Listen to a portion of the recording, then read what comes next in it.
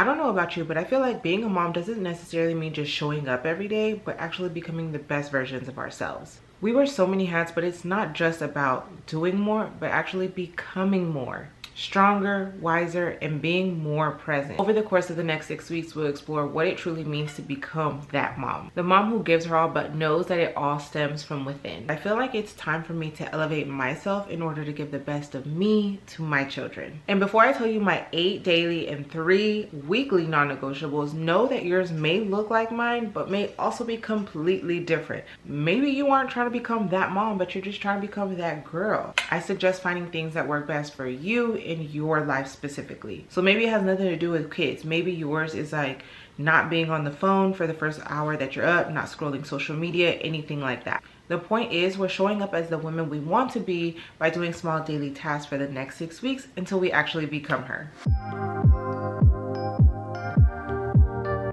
So the first one I feel is something that a lot of people do whenever they are trying to like, reset their life or try and get back on track or whatever. But getting up early, I feel, is a must in order to become that girl. And that is just my opinion, but especially as a mom. My first daily non-negotiable is trying to get up, no, not trying, but getting up before the twins do. I just feel that whenever I have a slower morning, I don't feel rushed, everything kind of just falls into place throughout the day versus getting, like, if I were to sleep in and then they're crying and I have to wake up and I'm groggy and then I'm getting them ready, it's just like everything else feels rushed for the rest of the day. And I just want to avoid that as much as possible.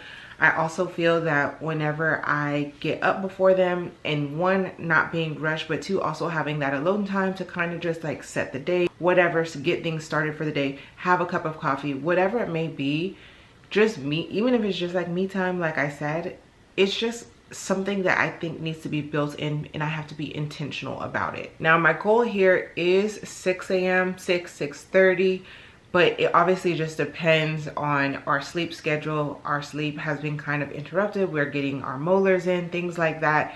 So again, 6:30 would be ideal, but honestly, just having at least 30 minutes to an hour of me time in the morning alone.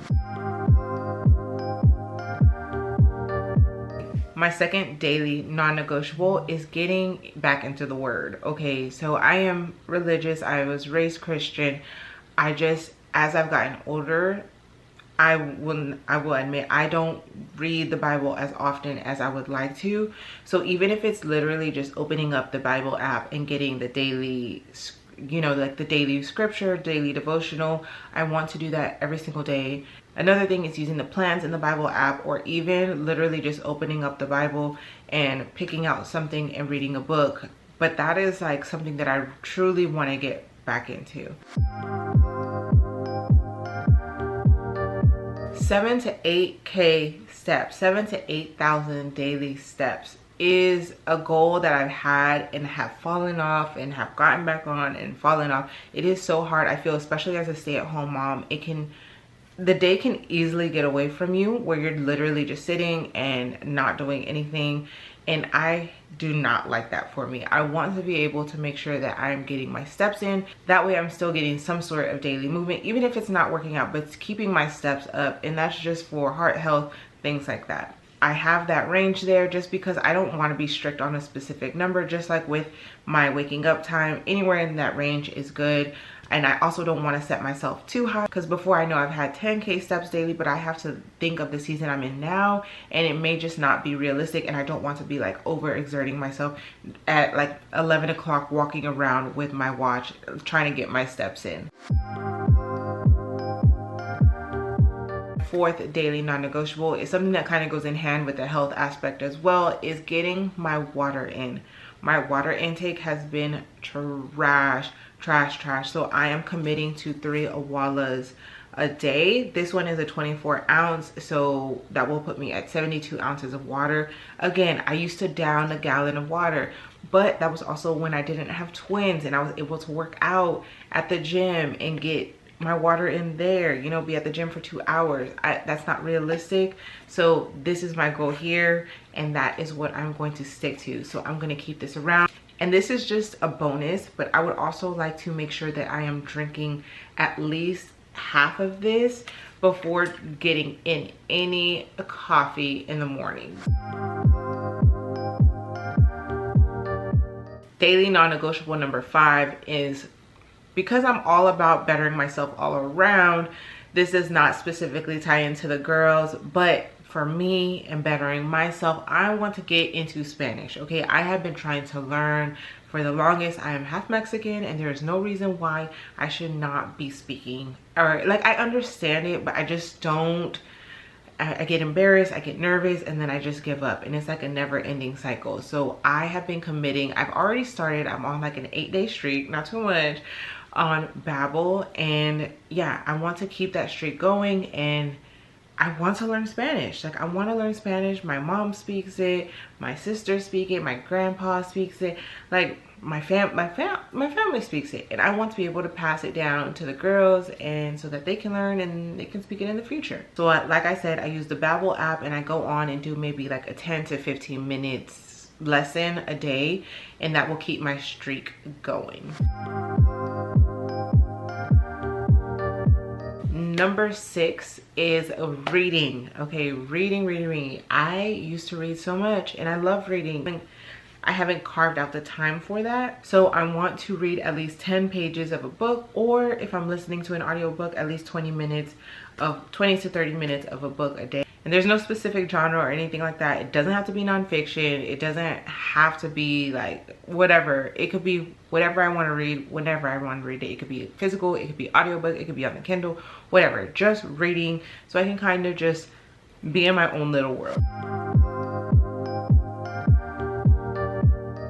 Non-negotiable number 7 is doing 30 to 45 minutes of learning, play, sensory, whatever, with the girls. So that basically means no screens. I'm not gonna lie and say like we don't do no screens in this household, because this is very much a yes, we love Miss Rachel household. Okay, I'm not saying that, but I would also like to implement more learning things as well. So for example, we started going to the library, and they have like sensory play, they read books and things like that. So that's the type of things I want to incorporate daily. Even just like the class is only 30 minutes, 30, 45 minutes. So I want to keep it to that. I don't want to be out here like homeschooling a 1-year-old. My 8th daily non-negotiable is a 15-minute reset that will be done every single night. Okay, that may be like picking up the girls' toys, cleaning the kitchen, resetting the rooms, whatever it may be. I want to be able to leave like the living area, everything clean. That way when I wake up in the morning and have that me time, I'm not over here cleaning up things that I should have done the night before. The girls' high chairs, all that stuff should be reset by the time I go to bed. And it's just a quick 15-minute reset. Whatever I don't get done, it is what it is, but I want to do like a power clean, just 15 minutes, reset the room. That way, like I said, when I get up, I don't have to waste that time cleaning up, which I should have done the night before. Now moving on to my 3 weekly non-negotiables.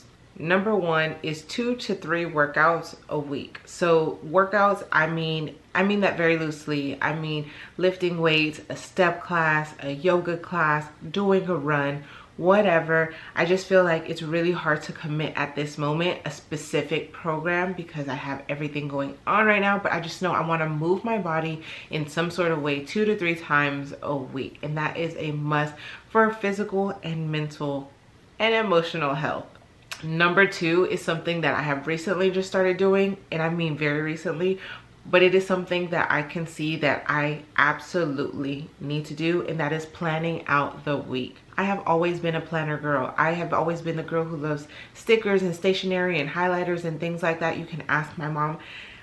And I don't know why. I always was like, oh, I'm out of school, like I don't have anything to plan.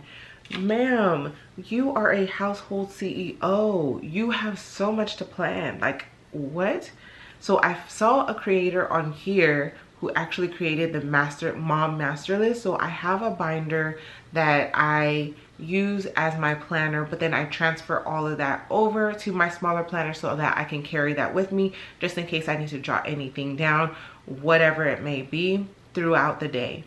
So that means everything from as big as the girls' appointments to something as small as, I don't know, like cleaning the kitchen. Everything is put down there so that way I can make sure that I am being intentional of doing stuff, because I feel like if I have everything in my head to do, then I will do nothing. And my last and final weekly non-negotiable is self-care. That is a must, that is a must, that is a must, because if I do not pour into myself, and I've said this so many times, but I will say it until my face turns blue. If I do not pour into myself, how do I expect to pour into my girls? It's not possible. You cannot pour from an empty cup. So yeah, self-care is on the list. It can be as big as going and get my hair done, get my nails done, or literally be in the room reading a book, doing my makeup, doing my own hair, okay, doing a little face, something to my face. Whatever it is, something needs to be celebrated every week for myself. Also, I do want to mention this is not a 75 hard type of challenge. So I know life happens. So if you miss a day or something like that, it's not like you completely fail. So as far as like my steps or something like that, if it's raining and we can't get outside, you know, and you don't make your step, it's not like a life or death situation.